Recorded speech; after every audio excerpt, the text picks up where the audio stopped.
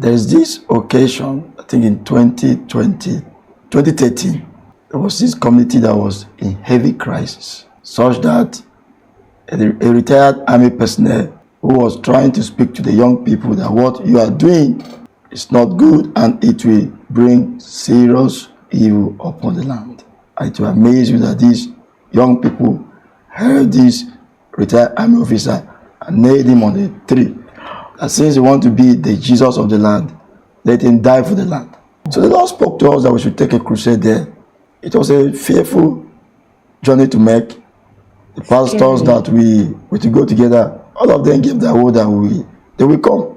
But when the eve of the crusade came, their phones were all switched off. On our way to the crusade venue, we met the bad boys. In fact, they opened fire, shooting in air, shooting everywhere.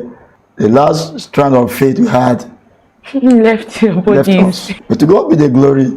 We stood our ground. We cried to God for mercy. And there was a total turnaround. One of them said, no, these people are not evil people.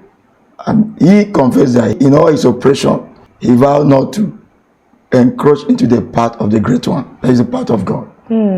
So he offered himself to escort us because he told us that the next point was more dangerous than where we are.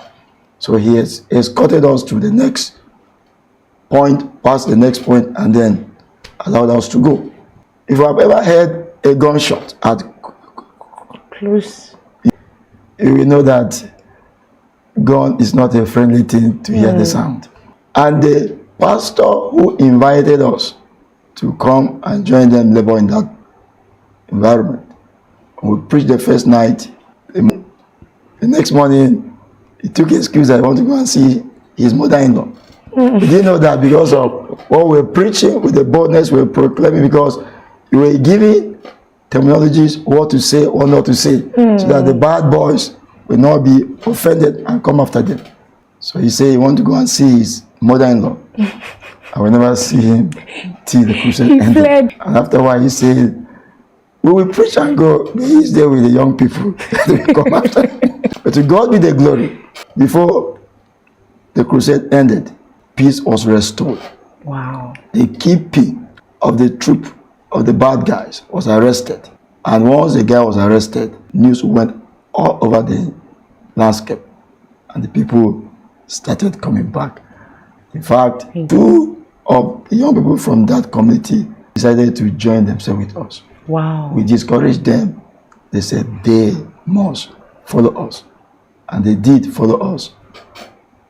And they joined the team. Awesome. I'm so amazed at what God can do with a man who is yielded to him. So, sir, one last word to everyone watching you right now.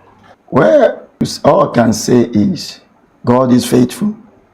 God is worth to trust, to believe, and to serve.